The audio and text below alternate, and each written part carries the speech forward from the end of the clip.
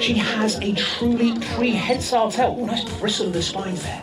So this prehensile tail can be used like an extra limb as a way of climbing, hanging onto the branches, and it makes her a superlative climber. All of these quills are effectively adapted hairs. So they're made out of the exact same thing as our hairs are, but they've solidified into these quills, which are a really efficient way of deterring predators. She might have as many as 30,000 of those quills. She can't fire them out at an attacker, as is commonly believed, but can back up and impale anything that's unwise enough to try and eat her. And how do porcupines make baby porcupines? Carefully, yes, very well said, sir. And to any of you who have seen Deadly in the past, you're going to recognise this guy because he is an old favourite from the swamps of the deep south of America. This is an alligator snapping turtle. Has a formidable bite force too.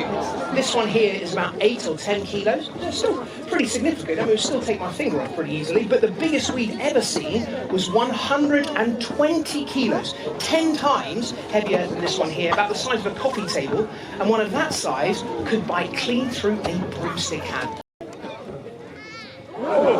So there's at least a close call. Oh my goodness. Teo's come back going, well, that showed him. I think the blackbird saw some of the mealworms that we've been feeding the armadillo and came onto stage and all of a sudden went, what is that? And off like a shot. Teo, seriously, you're not supposed to hunt the native wildlife. So, Aplomardus falcons specialise in catching other animals on the wing. So particularly insects. In fact, in the kind of places that Aplomado falcons are found, small birds fear them more than anything else. They are quick, they are manoeuvrable, using that fan-shaped tail to twist and turn, micro-adjustments. That lure behind me, and he's going to show us what he can do. So, Thunder, all up to you.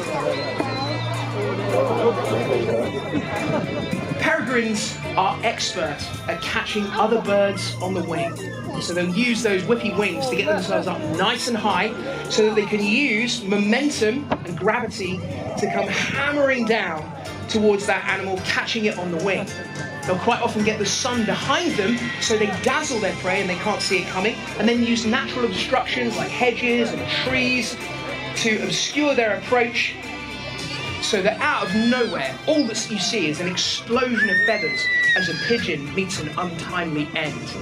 When I was a kid, peregrine falcon was quite a rare sight in the British countryside. Due to pesticides like DDT, which had thinned their eggs, their populations had catastrophically declined, but now they're making a massive comeback. And a lot of that's down to the fact that they have adapted to live alongside us. So whereas once they would only have nested in far-flung rugged cliff faces, now they'll nest in our towns and cities, in church steeples and skyscrapers, and use those as a vantage point to drop down into their pigeon prey. Now, any of you out there who have seen Deadly 60 in the past, which incidentally is making a comeback, our new series will be out in a couple of months' time. I reckon you'll catch on pretty quick to how I'm going to sum this up. So I'll give you the attributes of the peregrine falcon and then say it's definitely, and you shout back deadly.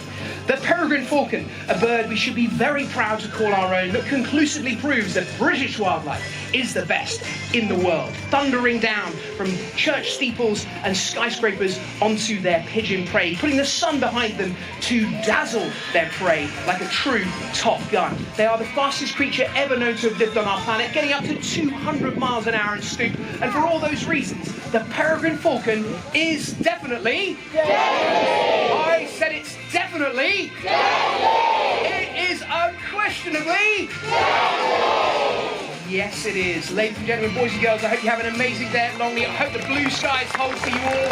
All the very best from me.